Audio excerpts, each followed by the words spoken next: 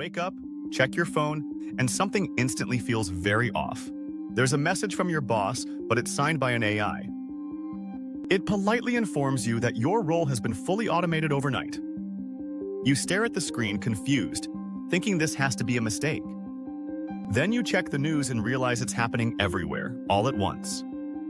Doctors, chefs, engineers, barbers, teachers, and baristas, every single job has been taken.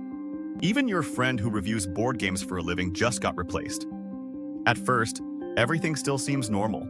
The world is running like nothing happened.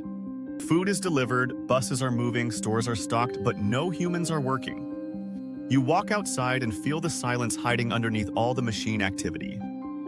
There's no morning rush, no office chatter, no sound of keys clicking anywhere. You look around and wonder what you're supposed to do now. If I'm not working anymore, what exactly am I supposed to become? That question hangs in the air like a cloud you can't escape. Hi, I'm Mr. Hypothetical. Today we're exploring what happens if AI takes every job. Not just the jobs people hate, but the ones they love too. All gone. Handled by machines that never get tired or distracted or hungry. We've dreamed about freedom from work, but maybe we didn't think it through. Because when the grind stops, you start facing questions you've been avoiding for years. What gives your life meaning if you're no longer considered professionally useful? If money no longer comes from your labor, then where does it come from? And no, your side hustle selling stickers online probably isn't going to cut it. This is where everything we know about society starts to come undone quickly.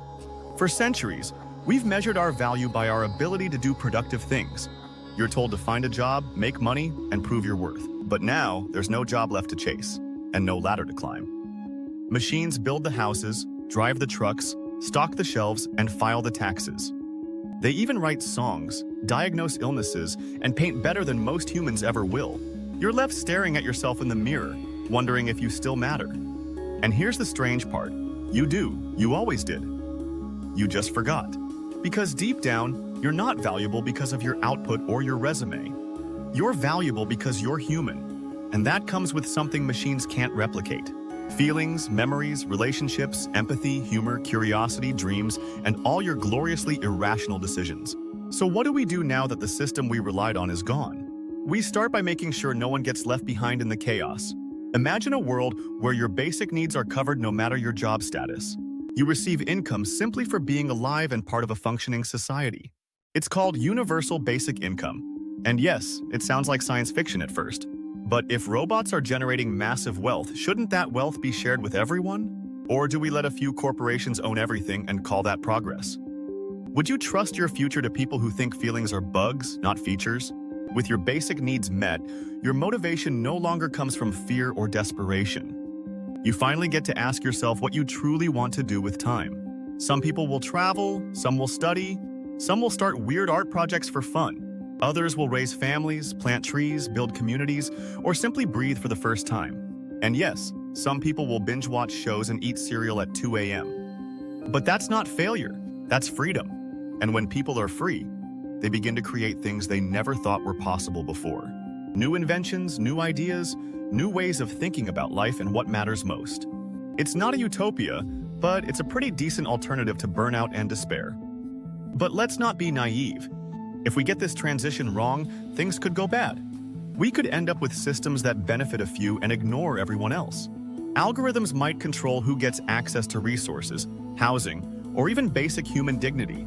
You could be labeled low potential by a robot that never met you once. That's why this moment matters. It's not just about jobs, it's about control and compassion. We need policies that protect people, not just profits and quarterly reports for shareholders. We need to rethink education, healthcare, housing, and how we treat each other daily. We need to stop acting like your worth is tied to your LinkedIn profile. Because when the jobs disappear, what we're left with is ourselves and each other. And if that sounds scary, maybe that's because we haven't practiced being human enough. AI will never cry at a funeral or laugh until it wheezes and snorts. It won't miss someone it loves or remember how the rain smelled last summer. It won't create something beautiful just because it felt like the right thing to do. These are the things that make life feel rich and vivid and deeply worth living. So no, the real challenge isn't that AI will take our jobs. It's that we'll need to rediscover who we are without the title and paycheck. And that might be the most important thing we've done in centuries. Because maybe when the machines take over the work, we finally remember how to live.